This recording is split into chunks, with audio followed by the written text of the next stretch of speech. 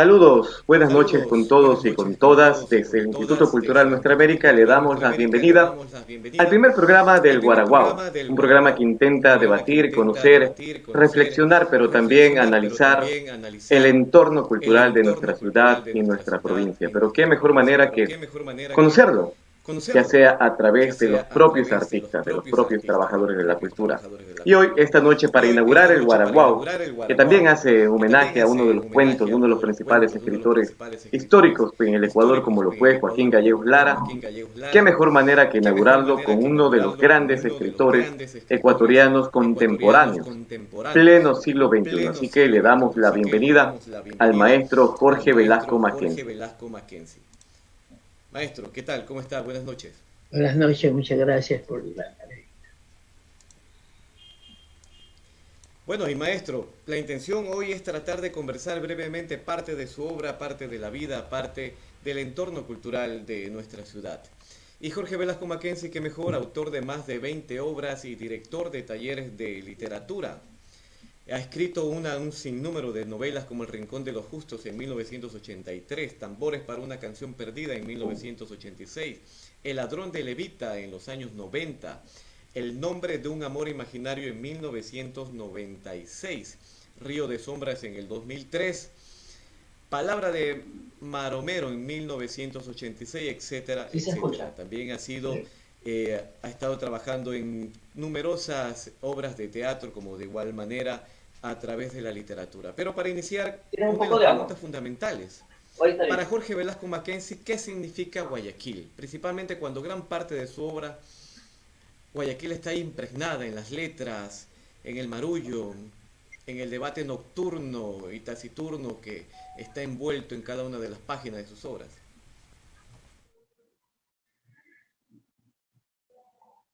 Guayaquil es una de las ciudades o la única ciudad donde he podido vivir a lo largo de toda mi vida, ya cerca de 50 años.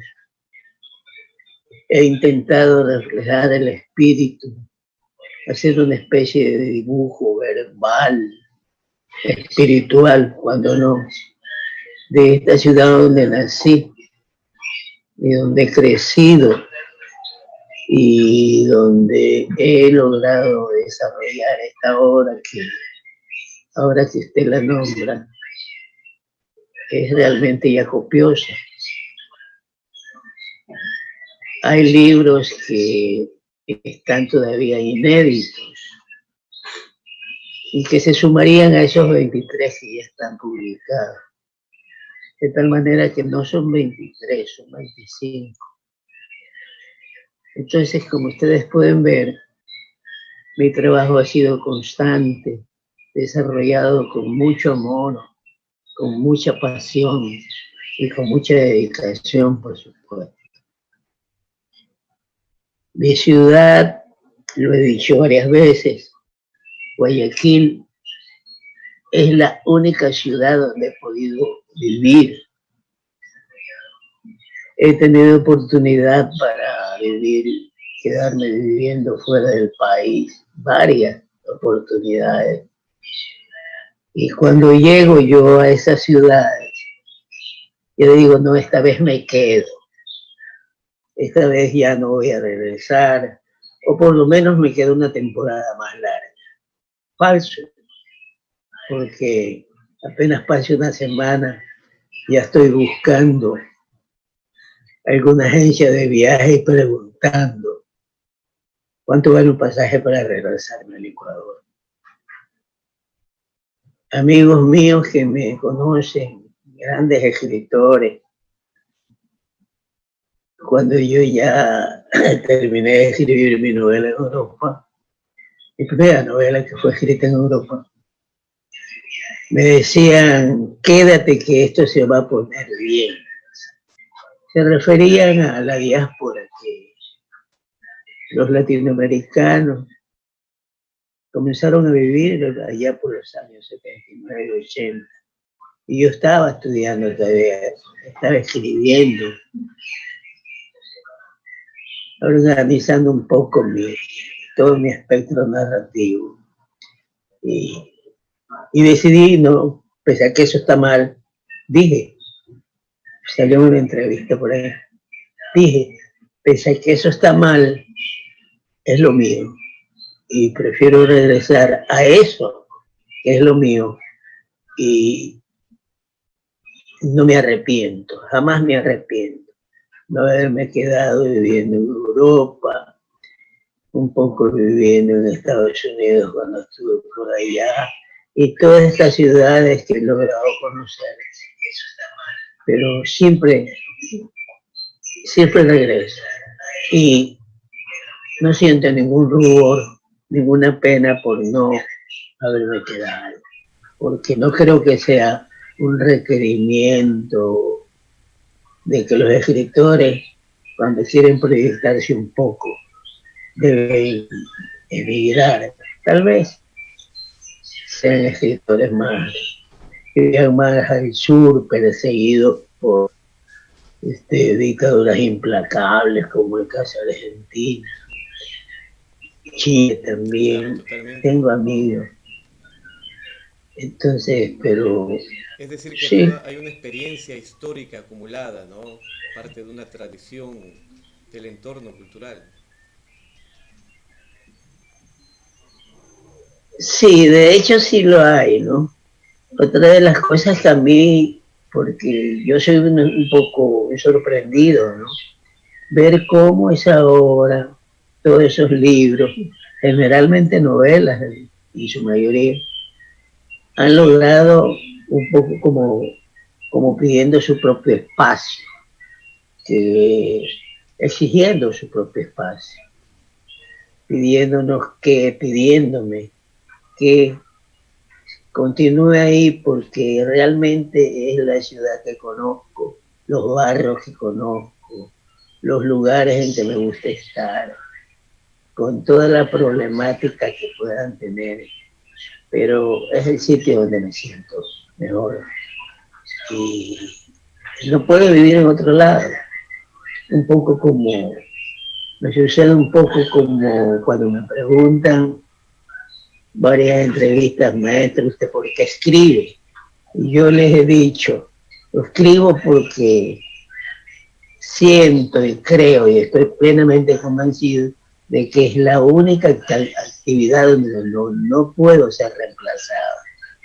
Para esos libros, para esas páginas imperfectas, para esos cuentos, esas novelas que hacen algunas, yo soy necesario. Me pueden votar de cualquier lugar donde me encuentre, pero de esas páginas no puedo salgo nunca. Claro, me imagino, y más aún siendo ya un referente total de la literatura, ¿no? Yo creo que mucha gente se pregunta, y principalmente los adolescentes, ¿no? Quienes recién se inician en el camino bien complicado, ¿no? De la literatura. ¿Qué tan difícil es ser escritor en Guayaquil? ¿Qué tan difícil es ser escritor en el Ecuador? Tengo que referirme a lo que está pasando ahora en estos días. Antes era complicado ser escritor. Yo conocí a muchos escritores que andaban con mucho tiempo con libros bajo el brazo, buscando editores, a veces esforzándose, sí, haciendo préstamos para poder editarse a sí mismo. Al principio yo no tuve esas dificultades. Creo que terminaba un libro y los editores se interesaban y me preguntaban si yo ese libro lo había comprometido con nadie dije. Realmente era con nadie porque la eclosión de editoriales era mucho mayor. Ahora, en estos días, acabamos de tener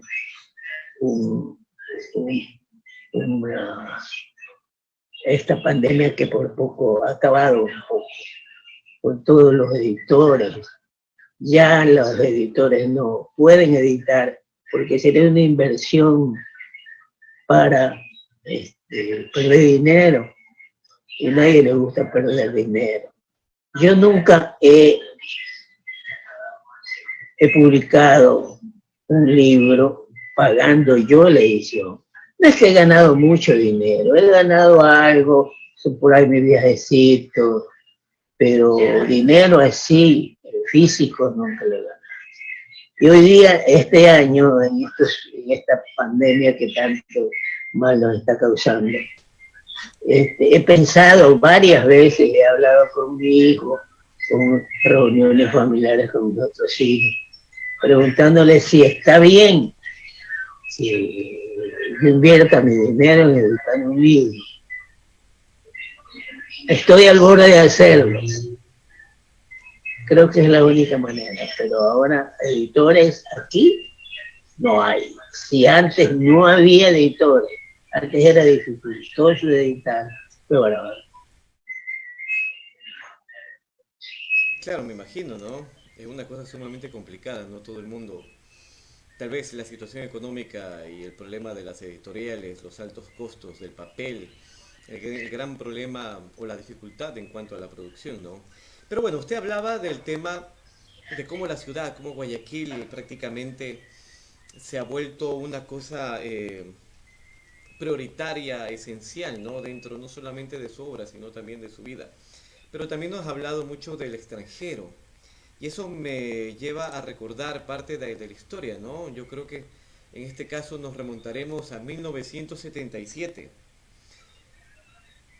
Fundación de Psicoseo.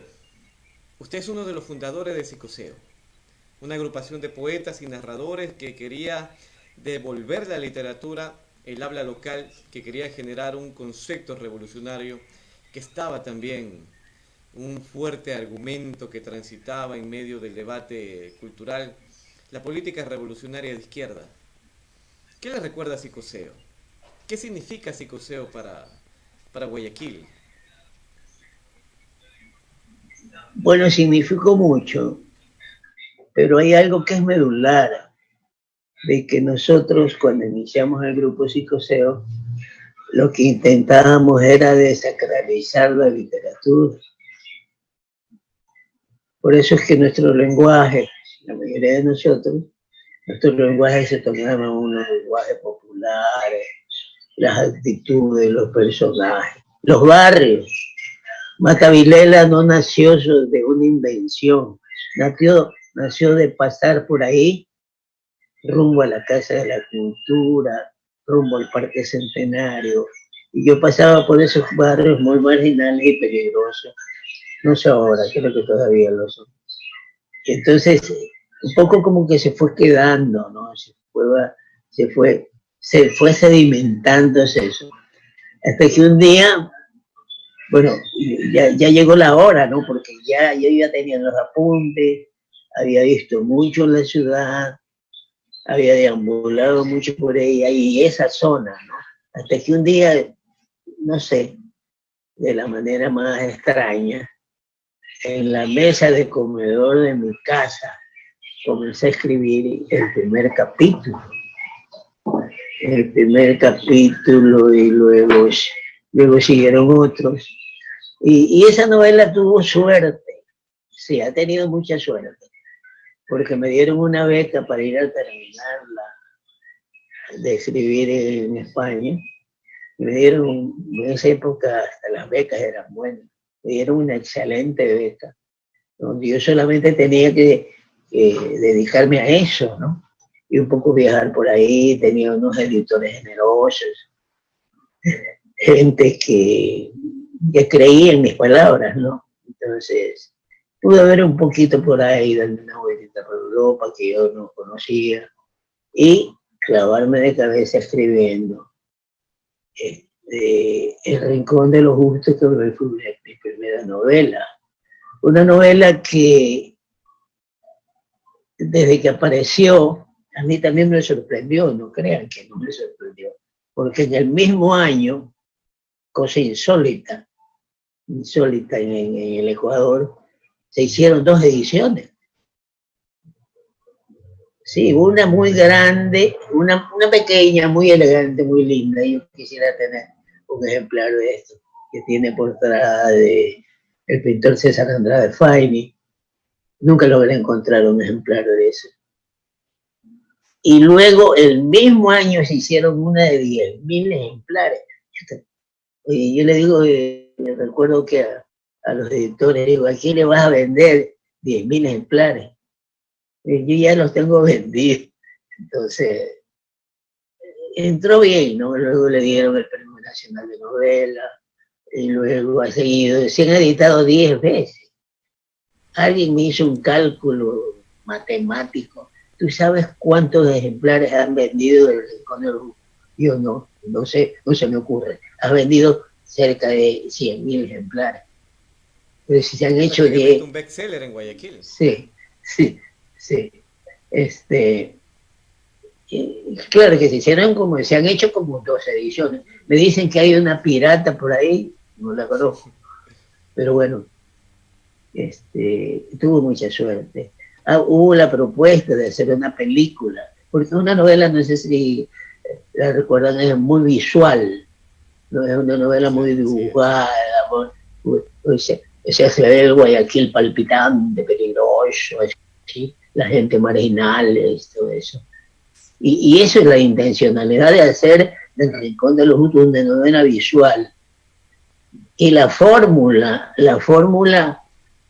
la conversamos mucho con Pedro Sá, con Pedro Fá Herrería, que yo le dije, mira, mi proyecto es escribir una novela que hable de Guayaquil, que no se salga de Guayaquil, que hable de las clases marginales de Guayaquil, y que a su vez, como literatura, intente hacer un aporte novedoso, porque me cuentan, no sé si es una exageración, que desde La Cruz del Agua, de Joaquín Gallegos Lara, no se había escrito una novela así, tan descarnada, tan de la gente que quería decir cosas, tan que la gente que estaba vagando, robando y todas esas cosas.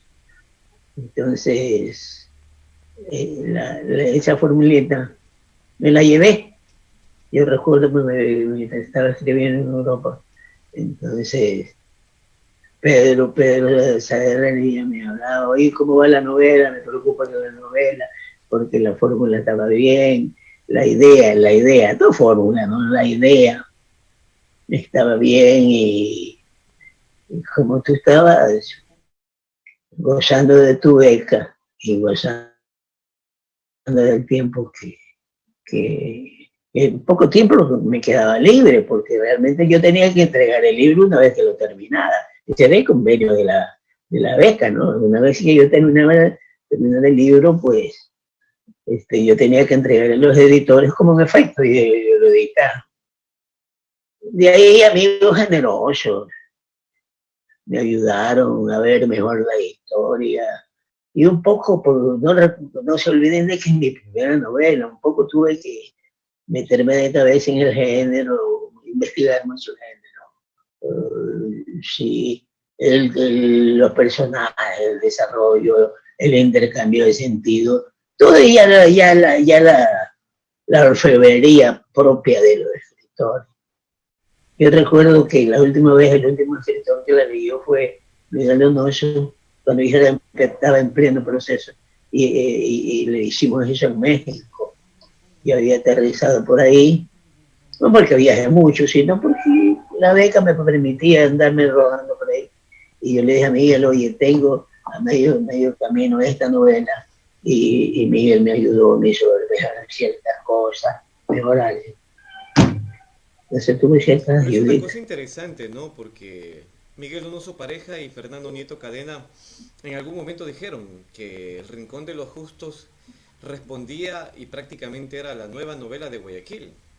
Es decir, como que se inauguraba una nueva etapa, ¿no? Pero, ¿qué significa retratar lo subalterno? Hay una cosa interesante. Y cuando usted remite a los años 40 con Las Cruces sobre el Agua de Gallegos Lara y El Rincón de los Justos, a pesar de que se habla de Guayaquil y se habla mucho de lo subalterno, pero creo que hay una cosa, hay hay un análisis psicológico dentro de la novela, hay un entorno sociológico de retratar con crudeza, ¿no? Ese Guayaquil invisible para el turismo, ese Guayaquil que está ahí impregnado, ¿no? Entre los atardeceres, las noches verdosas, entre el café y el licor. Pero ¿qué significa? ¿A qué responde escribir una novela de los marginales? ¿Por qué los marginales? ¿Por qué se abre camino el papel de los marginales en una novela? Bueno, tiene que ver el lugar porque yo no dejé para ir, y mucho menos, ¿no? Pero yo pasaba por ahí y conocía un poco esa realidad defectuosa que sucede ahí. E incluso, yo no sé si han dado cuenta, desde el nombre del libro, o sea, no, el libro se llama El Rincón de los Justos, pero hay metido un nombre que la gente cree que todo el mundo me pidió que debería haberse llamado Matavilela, porque Matavilela era pues un poco matar la vida, o sea, vamos allá a matar la vida, pasar el tiempo, un poco esa era la idea, ¿no? Ese era lo subyacente, ¿no? Ahora, respecto a Gallegos Lara y cierta influencia, o sea, coincidencia sería, una coincidencia temática, porque Gallegos Lara tenía otros intereses, lo suyo era eminentemente político. Lo mío también era político, de hecho, porque es imposible sustraerse de una realidad así tan fuerte, pero me interesaba un poco el género novela, ya de ser una novela, ya es como Joaquín Gallegos Lara y su gran novela, pero era una novela que tiene un interés claramente político, ¿no? La clase trabajadora levantando ese 22 de noviembre y todo lo que ocurrió,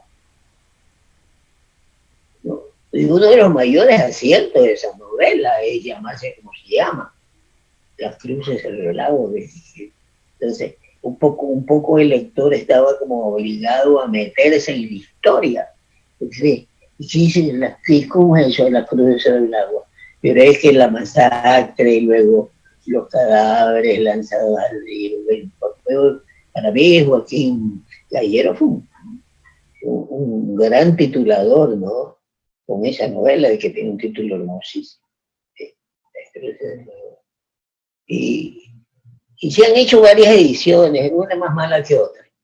Descuidada, los libros feos.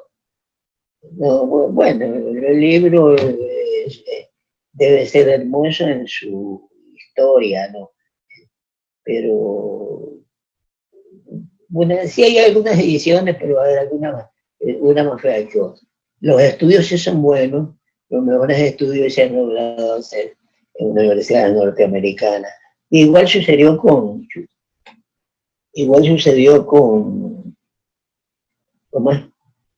con El Rincón de los Justos, ¿no? El Rincón de los Justos es su traducción al inglés y las otras traducciones que han habido, estudios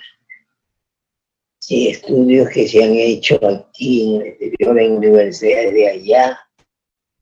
En fin, por eso, insisto, El Rincón de los Justos es una novela, El Rincón de los Justos fue una novela que tuvo suerte, no sé si con contexto. Por eso me apena ahora ver, bueno, no, esa novela ya no lo puede dictar, porque ya no es mía, pero sí las otras que tengo, una sobre Guayaquil, pero esa es Guayaquil como que la veo de aquí de la tierra.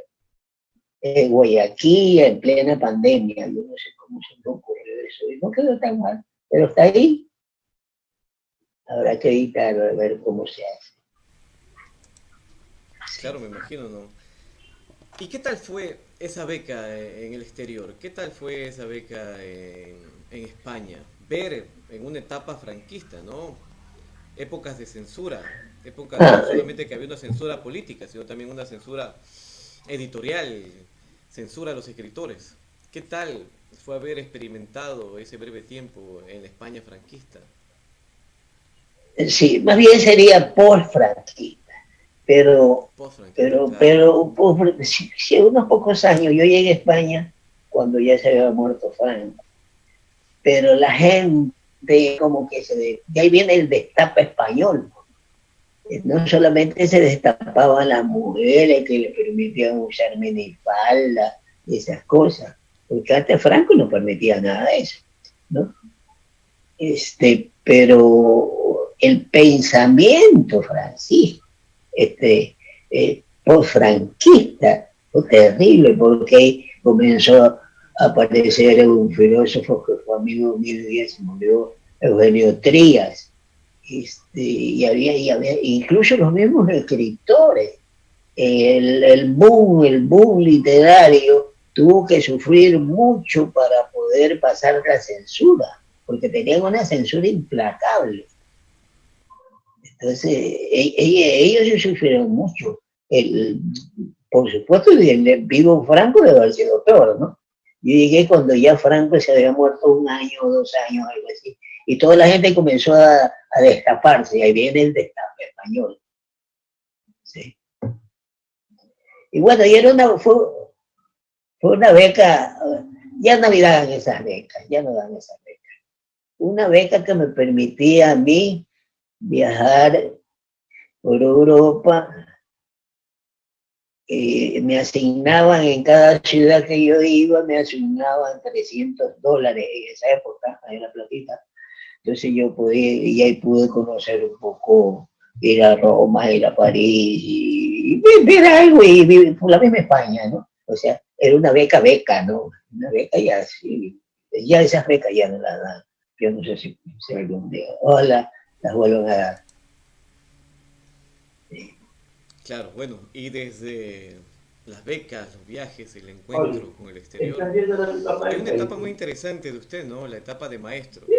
Más de 3 décadas como docente.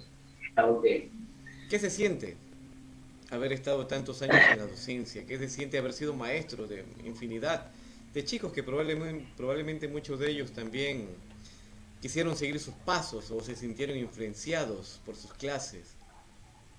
Sí creo. Fueron 34 años total, el tiempo que yo me jubilé y ya dejé de dictar mis clases. Pero dejé... En Babahoyo y en Guayaquil, ¿no? Sí, en Babahoyo y en Guayaquil. Dejé gente que ya se quedó con el bichito de poder escribir. Y si no podían escribir, yo les decía, y si no quieren escribir o se les hace dificultoso escribir, conviértanse en buenos lectores. Pues, ¿no? Entonces, por lo menos, si no pude formar a una playa de escritores, pero sí formé una playa de gente que eran buenos profesores, y me imagino que andan por ahí, ¿no? Deben estar por ahí sí, impartiendo lo que yo les pude dar, y que se les ve con mucho afecto.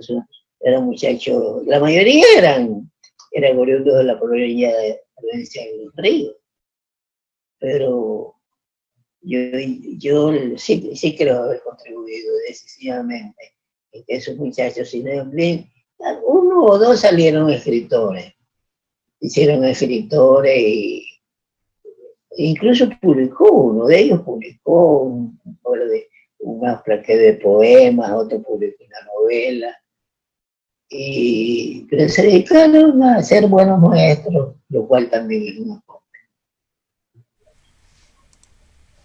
Qué maravilloso. Hay algunas preguntas justamente porque estamos en vivo desde nuestro fanpage. Voy a leerle. Dalton Osorno nos escribe: vale harto ver y escuchar en tiempos de pandemia, desasosiego y muertes a nuestro camarada, amigo y compadre escritor Jorge Velasco Mackenzie. Platicar de su vida y escritura, oficio de pasión de medio siglo. Un abrazo fraterno y poético. También le envía Dalton Osorno. Pero Eulalia Inca nos pregunta, o más bien dicho, le pregunta a usted, dice: maestro, su historia se vincula con el otrora famoso Montreal. ¿Cuáles son las mejores anécdotas de ese espacio de artistas? Hay muchas. muchas, muchas, muchas. ¿Como cuáles? ¿Cuál usted cree que nos puede nombrar hoy? Muchas. Primero, primero un poco, hablarles un poco del Montreal. El Montreal era un bar, bueno, de bar no tenía nada, porque no era un bar, era un restaurante, que el dueño lo transformó luego en un bar porque vendía más cerveza que sándwich. Entonces, sí, entonces nosotros que llegábamos ahí, porque la cercanía que quedaba con la casa de la cultura. Y había un letrero, y este letrero es todavía que lo recuerdo, me hace reír mucho. Decía el letrero que alguien, alguno de nosotros, no recuerdo exactamente quién fue, dice, aquí se puede llorar, pero no se fía. Le había escrito don Florentino Arcos, que era el dueño. Un mapulino que nos acogía. Yo le rendí cuando presenté Río Sombras, yo lo invité y el don Flores fue muy emocionado, el viejo, ¿no? Muy increíble, increíble. Y también ver cómo llegaba a tanta gente. O sea, no se llenaba, pero quienes estábamos ahí eran quienes nos interesaba expresarnos, ¿no? Y cada uno tenía sus propios conflictos derivados de la escritura, conflictos derivados de la vida personal, de todo. Pero siempre tuvimos una suerte de camaradería, ¿no? Lo más significativo era cuando llegábamos, ya cobrábamos nuestras quincenas, porque en esa época se cobraba quincena, y nos íbamos a la librería nuestro tiempo, que quedaba cerca de la universidad, y un señor que traía las últimas novedades, y nosotros comprábamos, y veníamos a mostrarle, mira lo último que tenía, prestaba, siempre no hubo egoísmo, no hubo egoísmo, ¿no? Siempre nos prestaban los libros, daban la vuelta, porque unos tenían cómo comprarlos y otros no, sencillamente no teníamos cómo. Yo era un poquito de los que podía hacerlo, porque mis padres tenían por ahí una industria, en fin, pero otros no tenían, entonces leían de prestado. Digo, sí, pero me lo devuelve. Y sí, volvía. Bueno, algunos se perdieron, Pero, como digo yo, lo hacemos de manera muy halagüeña, ¿no? Nunca hubo un acto de violencia entre nosotros, incluso la cuestión ideológica, porque nosotros estábamos muy metidos en ideología. Creíamos que el FADI iba a llegar a la presidencia de la República. Imagínense qué utopía. Y nos metíamos a trabajar con el FADI, trabajamos fuerte con el FADI. Uno de nosotros, uno era quiteño, el poeta Humberto Vinuesa, fue candidato a la vicepresidencia de la República. Pues. Entonces, yo le digo, ñañita, usted ni siquiera los poetas van a votar por usted. Pero, ya le digo, pero eran cosas para recordar de ese tipo, ¿no? ¿Y qué tan complejo pudo haber sido mezclar política con literatura? Y principalmente política de izquierdas, ¿no? Porque era ya una convicción revolucionaria. Sí. ¿Qué tan difícil pudo haber sido? Sí, pero nunca fuimos perseguidos, ¿eh?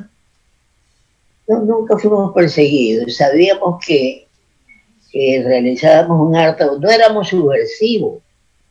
Nuestra mayor praxis era eminentemente teórica, leer al maestro Gramsci, leer al mismo Trotsky, porque una ala que era trotskista, otro era partidario de Gramsci, su famoso los cuadernos de la cárcel. Claro, y ¿cómo es sí, pero otros eran del área de chino, otros eran medio chinos, y leían los poemas de Mao, imagínense, ¿no? El intelectual orgánico era lo de Gramsci, claro, el intelectual orgánico porque nosotros decíamos, bueno, pero el intelectual no solamente puede ser un intelectual de café que quiere, como decía Dunn, solucionar el mundo entre dos tintos, ¿no? Entonces, ya nos exigíamos nosotros que éramos un poco muy estudiosos, ¿ah? Muy estudiosos. Estábamos al día de lo último. Sí, al día de lo último ya, no, sí, en eso sí fuimos disciplinados. En lo que no fuimos disciplinados fue en nuestra vida personal. Nuestra vida personal no fue tan halagüeña, todos fracasaban, algunos se divorciaban, se separaban, era así. En eso no fuimos orgánicos. Pero sí lo fuimos en nuestra praxis, sería, ¿no? Fea la palabra, ¿no? En nuestra práctica intelectual sería, ahí sí. Me imagino que debe haber sido el debate bien profundo y profundizar, me imagino con lo que usted me cuenta, de ser una cosa tremenda, ¿no? Entre tratar de teorizar desde Gramsci, desde Trotsky, ¿no? Trotsky tiene un interesante libro que se llama Literatura y Revolución. Sí, sí. Y de ahí saltarse a Mao Zedong, los poemas de Mao, y también el concepto, ¿no? de China, ¿no? Con el papel de los intelectuales. Exacto. Las características de aquel momento. Imagino que haber sido unos debates candentes en medio de la cerveza, ¿no? En el Montreal. Haber sido una cosa inimaginable, yo creo que hoy en el siglo XXI donde estamos prácticamente, bueno, las cosas han cambiado, ¿no? Tal vez creo que un poquito nos falta ese debate que usted lo rememora, ¿no? Pero ha de haber sido sumamente interesante, ¿no? Además, no se olvide de la presión que ejercía la Revolución Cubana. Claro. La Revolución Cubana, ¿no? Claro, la Revolución Cubana fue algo muy fuerte, ¿no? Nos sirvió mucho, porque a veces un amigo viajaba, podía hacer su viajecito, y él nos traía libros donados por la UNEAC, que es el instituto creo que hay el UNEAC, ¿no? El UNEAC, sí, que es un instituto cultural allá muy poderoso, y siguen editando. Y otra vez me trajeron, el otro día me trajeron un amigo mío me trajo a arreglar, un amigo mío que le encanta ir a Cuba, me trajo unos libros editados en Cuba, y ahora les ha dado por hacer literatura policíaca. Bueno, pero ¿qué literatura policíaca? Hay que olvidarse el hombre que amaba a los perros, que es la vida de Trotsky, pues, ¿no? Es la vida y la muerte de Trotsky. Sí, claro. Sí. Paduras creo que se llama el autor, ¿no? Sí, incluso él tengo alguna amistad, nos hicimos amigos, me pidió un texto que fue publicado en Casa de las Américas. Casa de las Américas todavía aparece. ¿Cómo eran ellos para conseguir papel? No sé. Ahí sí, no sé, pero eso habla, ¿no? de esa tradición de hermandad, ¿no? entre Cuba, ¿no? y el Ecuador, porque parece que también desde los aspectos de la literatura y la producción editorial, Cuba tiene una tradición, una relación muy simbólica, ¿no? Con Guayaquil, con los escritores de los 70, ¿no? Sí, yo tengo programado, vamos a ver cómo que nos queda la pandemia esta. Quería irme a Cuba ahora en el mes de marzo, no sé cómo vayan las cosas, pero porque quiero hacer un recorrido, porque si hay algunas cosas que debo cumplirlas porque son promesas. Yo quiero conocer la casa de Lezama Lima, por ejemplo, que fue un escritor mal entendido acá por su barroquismo, por favor, y los ensayos de Lezama, qué barbaridad. Otra vez estaba yo en esta biblioteca mía desordenada que tengo, encuentro un libro de él que yo lo compré en México y lo tenía por ahí, se me había extraviado, se llama Fragmentos a Sulimán, que es un libro un libro de poemas del pop, increíble. Y bueno, aparte del ensayo, yo me he zampado todos los ensayos de Lezama, desde la expresión americana Él era mucho, les ama, mucho. La sierpe de Don Luis de Góngora, que es de que la hace loco. Claro que es un escritor difícil, ¿eh? Pero es su barroquismo, esa es su forma de expresión. Y los americanos no somos barrocos. Claro que el barroquismo no es el barroquismo europeo, no es un barroquismo americano. Esa es la expresión americana de la cual habló largamente y escribió largamente el maestro Leguizamo en su gran obra ensayística tan importante como su poesía. Así es, fundamental. Y bueno, nos siguen llegando preguntas. A ver, Jorge Alfredo Velasco nos pregunta: ¿usted cree que le cayó la maldición de la tortuga, refiriéndonos al amor por Guayaquil? Qué interesante, ¿no? Será. Tal vez, ¿no? Tal vez. No había pensado en eso. En todo caso, prometo de reflexionar sobre eso. La maldición de la tortuga. Pero ¿sabe qué? Quien lo pregunta, yo quisiera que es necesario que comience por decir algo. Las tortugas del río, bueno, una definición solamente, no son tortugas, son jicoteas. Yo también eso lo aprendí en un viajecito que hice cuando estaba escribiendo una novela. Esta es la novela que me tardó como 8 años, El nombre de un amor imaginario. Ahí, oiga, pero no es tortuga, porque yo vi unas tortugas de río. No, son jicoteas. Imagínense. Claro, una cosa muy interesante. Sí, ¿no? Como la doble marea, por ejemplo. ¿Por qué doble marea? ¿Por qué? Porque sube y baja. Esa es la famosa la ría. Nosotros decimos la ría, pero es porque tiene doble marea. Cuando el océano está arriba, entonces le empuja a todo hacia el Daule, por allá. Sí, puede decir. Entonces, y cuando baja la marea comienza. Esa es la doble marea. Yo tampoco lo sabía, yo tuve que aprenderlo. Sí. Me imagino. Mire, Jorge Washington Jaén nos escribe: abrazos maestro. Aprendí mucho de ti entre pintura, poesía y bohemia. Grande Velasco Mackenzie. Como de igual manera también Walter Barco Bajaña dice: saludos Jorge Velasco. Un gusto verte por este medio. Me parece una cosa interesante lo que escribe Jorge Jaén. Un abrazo, Jorge. Y eso me lleva a preguntarle una cosa muy interesante, ¿no? Tengo entendido que usted hasta los 18 años fue beisbolista. Sí.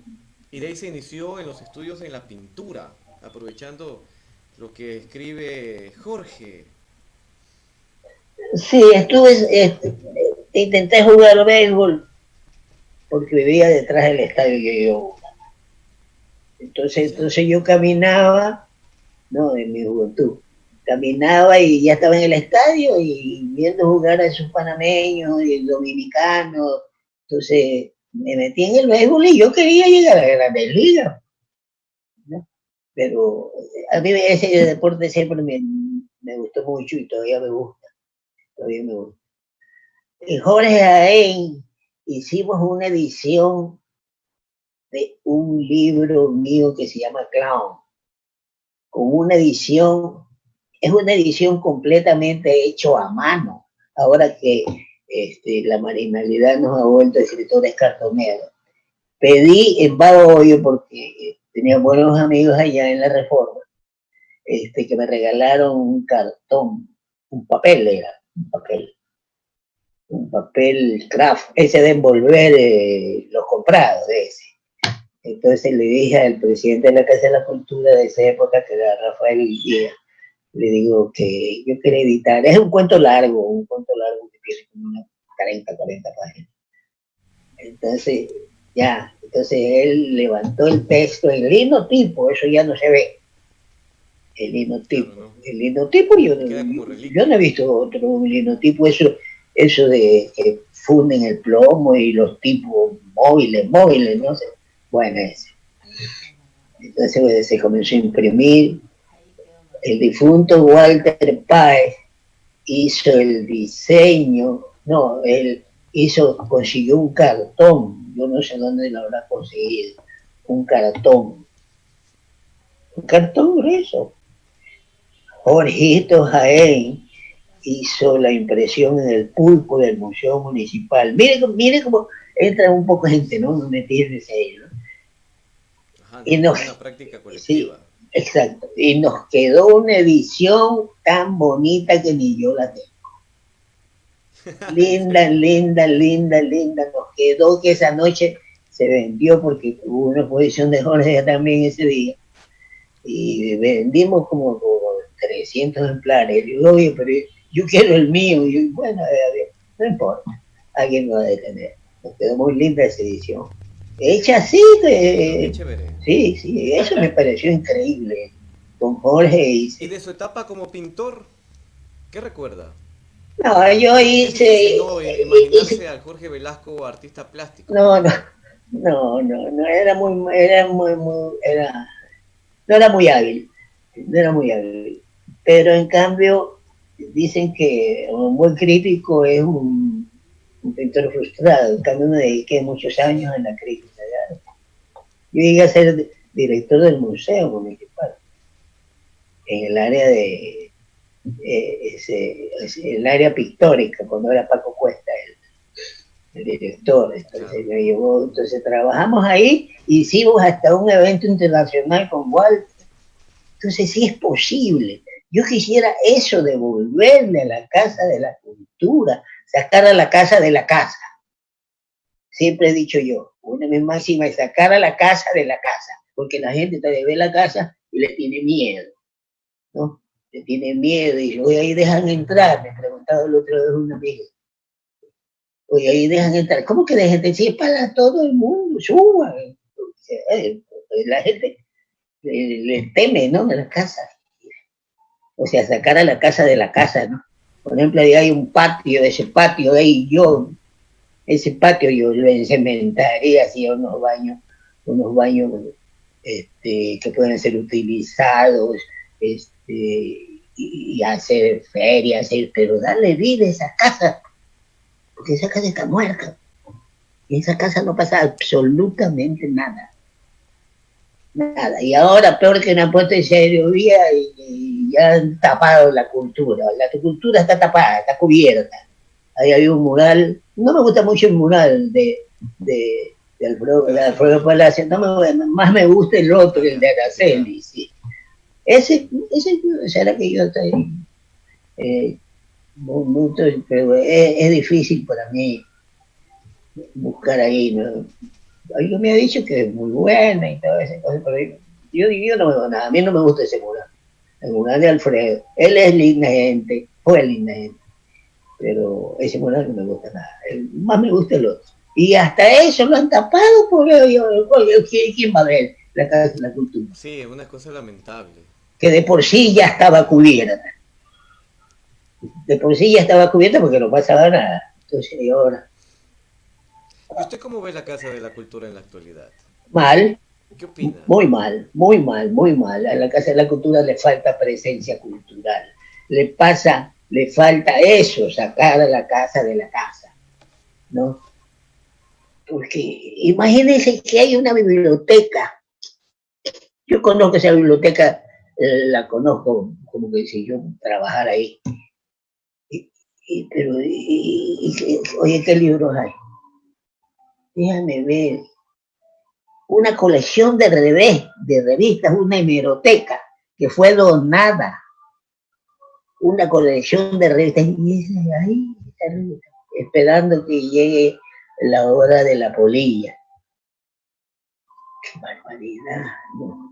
El sitio es inmejorable, una biblioteca de cielo abierto. Asomarse ahí, no que yo escribo ahí. Yo me asomo ahí, veo el parque, veo todo. Es una maravilla, eso te veo en Europa. Sí, es un lujazo, ¿no? Prácticamente en un gran plano al Parque Centenario. Sí. Casi todo el centro de la ciudad, ¿no? Claro que yo hubiera hecho un lío gigantesco, si hubiera podido, ¿no? impedir que pongan ese aerovía, que lo instalen por otro lado, pero no ahí en la casa, al pie de la casa. Por Dios, terrible. Es un atentado prácticamente. Claro, pues, es un atentado. Yo no sé qué, los urbanistas, que se les ocurrió, porque no sé, no Pero bueno, sé. eso también es entendible porque, bueno, eso responde a que no existe, ¿no? Desde el gobierno seccional una política coherente, ¿no? Sobre entender qué significa la cultura y principalmente qué significa la casa, ¿no? Porque la casa no es simplemente un edificio, sino es toda una No, representación de la exacto, historia de Guayaquil. exacto. O sea, para mí, la casa. Y cuando nosotros andábamos revoloteando por ahí, eh, tomando cerveza, leyendo, intercambiando unos libros, había más vida cultural. ¿Sí sabe usted que en el cuarto piso había una escuela de teatro? Claro, así es. Había una escuela de teatro así, tranquilo. Y los profesores eran Ilonka Vargas, Pedro Sanz, Fernando Nieto. Alguna vez me pidieron a mí que yo hablara de un autor que ellos no querían hablar, que era Gené. Entonces, había vida, pues bueno, ¿y ahora qué hay? Por favor. A mí me da mucha pena eso. Pero hay que enfrentarla porque hay ¿Usted que... participó, usted participó de la toma de la Casa de la Cultura en los 70? Con Pedro Sate y Lonca. Sí, pero yo era bien joven en esa época, andaba medio temeroso, pero igual me metí con el Gordo Carreño y todo, igual estuve. No, ellos eran mayores, tenían más experiencia política que uno, pero yo andaba con ellos, por lo menos comprándole un jugo en funda. Entonces, sí, era,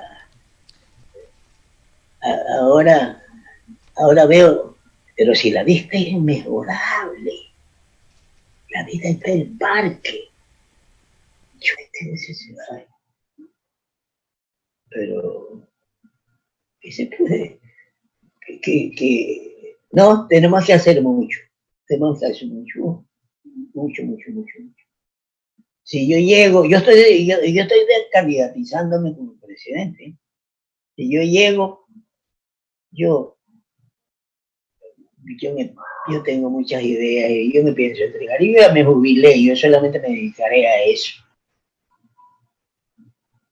Sí, me jubilé para escribir. Yo escribo en el Parque España, escribo por allá escribo por cualquier lado. Yo no tengo que estar ese silencio de Marcel Proust, que tiene que ser todo silencio. Y la mamá le hizo un cuarto forrado de corchos para que no le entrara ningún ruido al genio, que era Marcel Proust, que estaba escribiendo. Ya, a mí que me importa. Yo en el metro ese no me puedo subir porque me caigo. Yo ya tengo mis años, pero hay que trabajar, ¿no? Porque Sí, totalmente. esa es la cultura, es la Totalmente. cultura, digo, y la cultura. No, yo quisiera decir alguna vez, Cintia, alguna vez hablamos con ella, no es mi amiga, ni creo que sea alguna de mí. Yo sí quiero preguntarle a ella, oiga, Cintia, ¿y qué es la cultura? Y ella me dice, no hay plata, pero no hay plata para pagarle a los profesores, pero hay plata para la cultura. De alguna manera. Sí, históricamente parece que la cultura siempre ha sido la última rueda del coche. Así se llama un libro, así le puso. Ah, claro. Yo una vez le pregunté, una revista era, yo le pregunté a Antonio Escármeta, yo le pregunté, oye, le digo, ¿por qué ustedes en plena Unidad Popular de Salvador Allende sacaron una revista? Es que la cultura era la quinta rueda, y la revista se llamaba La Quinta Rueda, era famosa la revista, ¿no? Y ellos eran partidarios de Allende, ¿no? Porque si no salen de ahí, les da matarile a todito. Claro, así es. Maestro, desde el internet nos pregunta Luis Carlos Musó, ¿qué es lo que se mantiene en tu narrativa y qué es lo que dejaste atrás en los años de formación? Pregunta muy reflexiva. Bueno, para la primera, respondería que se mantiene mi interés por las áreas marginales. Pese a que he abandonado un poco eso de la marginalidad en cuanto a una frase que hay que dicen los sociólogos, que es la frase más fea que he escuchado: el ejército industrial de reserva. Así es que se llaman las capas marginales, ¿no? Gramsci la llamaba así, el ejército industrial de reserva. ¿Y qué es esto, le dije? Claro, es el famoso ejército de reserva que Marx lo planteaba también. Pues Marx también lo planteaba, ¿no? Yo le pregunté a mi amigo, oye, ¿y esto qué es? Me puse a estudiar, a buscar, por favor, sí, a buscar. Tal vez eso, ¿no? Y mi interés por la ciudad, que eso no ha cambiado.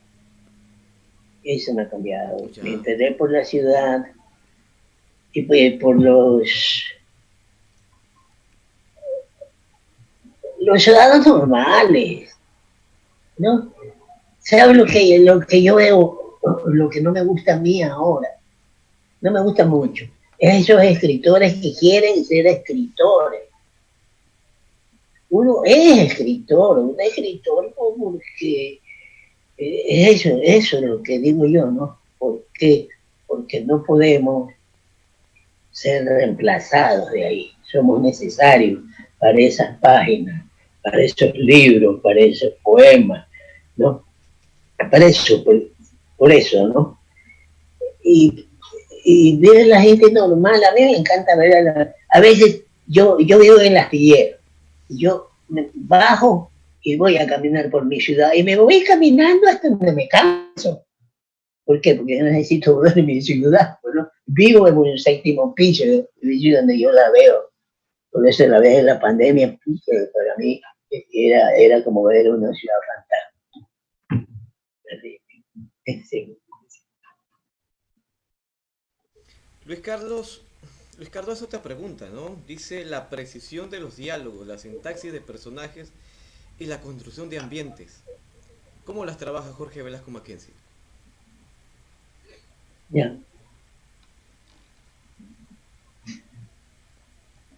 Yo siempre he dicho que un personaje no puede hablar apartado de su condición, de su abstracción de clase. Yo no puedo ver un personaje marginal hablando con un lenguaje como el de Lezama. Entonces, siempre trato de acercarme a las hablas populares. Y es que dentro de esas hablas populares hay un gran registro poético. Hay un gran registro, un registro poético increíble, ¿no? Hay una frase que la utiliza muy bien Jorge Enrique Adún, que es precisamente esa. Dice, me contaba él, Adún, le digo, maestro, ¿y ese sentido cómo pasó? Te cuento. Dice que una vez en París, iba en un... Y en el metro de París, habrá sido.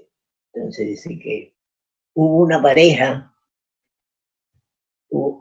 iba en el mismo lado, cerca de él, una pareja, y ella parece que estaba en una discusión, en un adiós.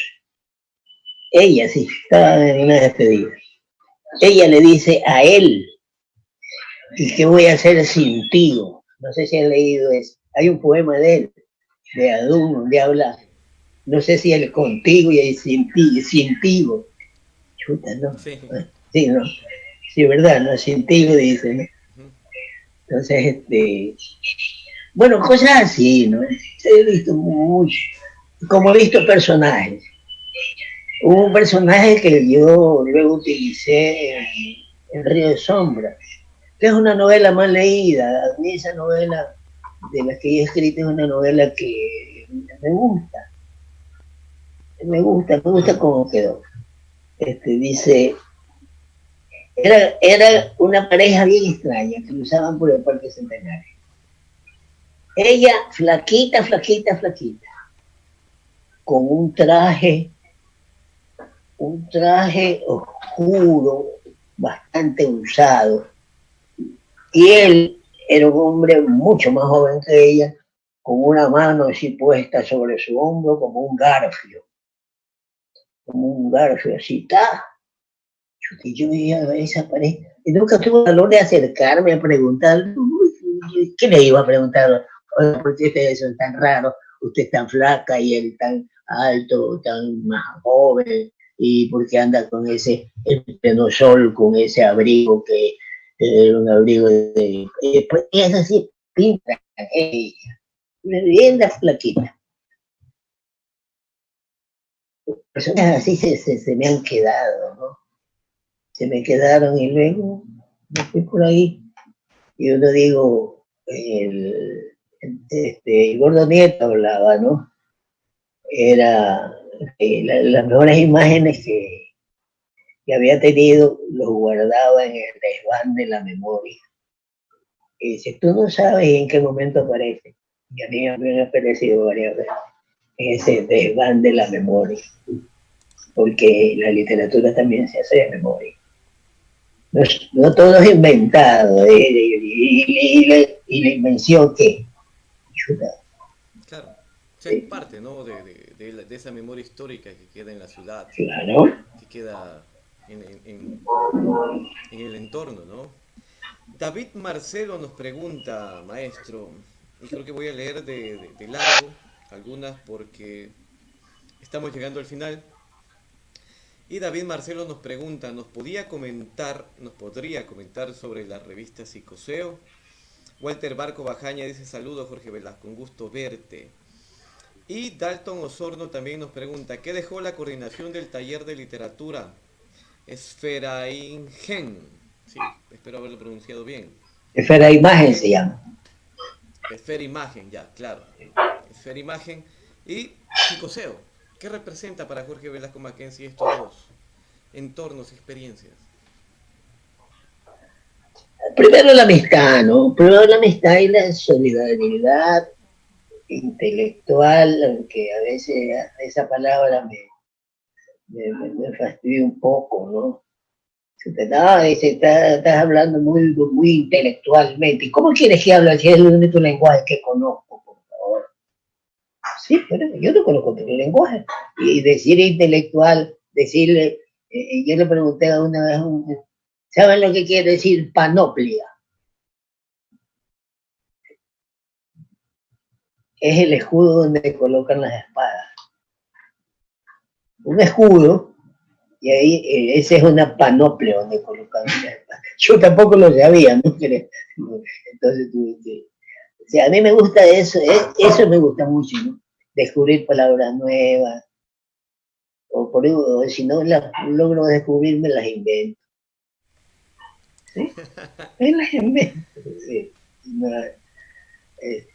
Hay una etapa muy interesante la de usted, ¿no? Después de ya haber recorrido Europa, el tema de la lucha intelectual, está también el tema más allá del papel que usted tuvo como docente, la última etapa, ¿no? sí. Los talleres de narrativa que los dirigió en organismos culturales, en librerías, fue curador también del MAC. Sí. Y jurado en numerosos certámenes de artes plásticas y colaborador frecuente de varios diarios y revistas, ¿no? Sí, ¿Qué le ha dejado esos talleres, esos talleres de narrativa? Eso fue cuando fui curador de arte, creo que fue cuando volví y me convertí en un crítico de arte implacable. Me metí en unos líos terribles, intentando claro, hacer un ambiente bien difícil, ¿no? Sí, un concepto diferente de la apreciación del arte, apartado del me gusta, no me gusta, más bien buscando, un poco intentando sacar la pintura, el cuadro de las cuatro paredes, un poco darle un poco más de oxígeno, que vean el cuadro no como el cuadro, sino que lo imaginicen como con lo que era. Un cuadro es un texto, ante todo, como todo en la vida es un texto, ¿no? Un texto significativo, una práctica significante, ese es un cuadro, ¿no? Entonces verlo como una práctica significante. Si alguien se rompió la espalda y lo concibió, lo soñó, le salió en una pesadilla y luego, eso me interesa, ¿no? Entonces un poco yo quería devolverle eso. Y no me fue bien porque la mayoría de los señores pintores de esa época no estaban muy preparados, estaban acostumbrados a los halagos y todo eso. Entonces yo un poco me opuse a eso y sufrí muchos embates. Creo que eso me dejó. Y la famosa, ya famosa, digo, que era muy conocida y esperada, El Ojo Chícharo, que así se llamaba una columna crítica mía. El Ojo Chícharo, que yo no sé si eso fue positivo, ¿no? Luego me he arrepentido. Yo no volvería a hacer eso. Y nunca más lo volví a hacer. Un día dije hasta aquí nomás, nunca más. Porque es un poco como que el artista no asimila lo que hace y cree que todo lo que hace está bien y necesita ser alabado, no analizado. Eso es fatal. Eso es fatal. Y ha causado muchas dificultades acá, por lo menos a mí. Bueno, maestro, yo creo que ha sido un placer totalmente haber conversado con usted, agradecerle de parte del Instituto Cultural Nuestra América y principalmente agradecerle por con usted abrir esta serie de conversatorios online que estamos realizando como el Guaraguao.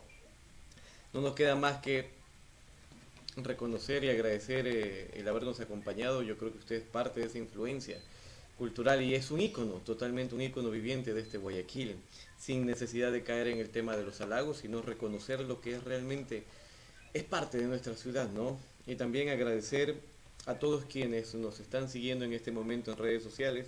Un fuerte abrazo para los amigos y amigas, escritores y gestores culturales que nos están escribiendo. A Cecilia Corella, un fuerte abrazo.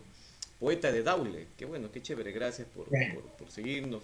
A David, a Walter, a Dalton, a Jorge, a Luis Carlos Musó, a todos quienes nos acompañan. Así que, maestro, sus últimas palabras y nuevamente agradecerle por acompañarnos esta noche aquí. Ya, primero, o sea, agradecerles también a ustedes porque espacios así sería lo que nos queda, ¿no? Si amamos la cultura como la amamos nosotros y la respetamos, creo que espacios de esta naturaleza, así, de esta forma, nos permite seguir vivos. Hoy día estaba hablando precisamente con Dalton, le digo, ¿sabes qué? Yo tengo 3 libros publicados, inéditos ahí, tengo 2 novelas y un libro de cuentos, y nadie se interesa por editarlo. Yo voy a dejar de escribir. Oye, no, igual se ha enterado de esa visión apocalíptica. Nunca lo va a poder hacer, ¿eh? Yo nunca podré. Nunca. Ahora estoy trabajando, por ejemplo, como que si fuera mi pena, estoy trabajando una novela que yo le he publicado, la he proyectado hace 20 años, que es El Búho y el Espejo, que es sobre el espejo. Entonces estoy muy de cabeza metido, aprendiendo de este tío, qué bárbaro, le caigo de espalda. Es un epidemiólogo del siglo XVIII. Todo lo que nosotros hemos estado haciendo con reflexiones de nuestra alcaldesa y de todas las personas, los médicos, que él, Eugenio Espejo, se adelantó a todo eso. ¡Qué barbaridad! Y la gente solamente ve el Eugenio precursor, el Eugenio de los monumentos. Sí, él fue. Pero quiere que le diga una cosa y aquí me van a matar la gente. Espejo no fue un sedicioso. El interés de Espejo era que la gente supiera más. Y al saber más, usted actúa mejor, sus acciones son más positivas y por tanto son más útiles para la sociedad. Esa sería mi palabra. Claro, totalmente. Eso me recuerda una frase de Vicente Rocafuerte que decía: la instrucción de las masas afianza la libertad y destruye la esclavitud. Muy apegado también a la realidad que tuvo Espejo. Sí. Y creo que es muy necesario en estos momentos actuales, en tiempos de pandemia, pero en tiempos donde también es fundamental revitalizar, revivir y repotenciar la cultura, la literatura. Y creo que en esto usted ha sido parte de esa contribución. Así que, maestro, muchas gracias nuevamente. Agradecerle por habernos acompañado esta noche. Y también agradecer a cada uno de los amigos y amigas que están conectados del otro lado del computador. Gracias por acompañarnos, gracias por darnos este primer puntapié, ¿no?, de impulso para el Guaraguao. Así que nos vemos el próximo martes con un nuevo invitado, y asimismo los esperamos que nos acompañen desde el fanpage del Instituto Cultural Nuestra América. Maestro, amigos y amigas, muchas gracias. Gracias a todos. Les agradezco también a ustedes, y realmente en este tiempo de pandemia es uno de los pocos espacios que todavía nos quedan.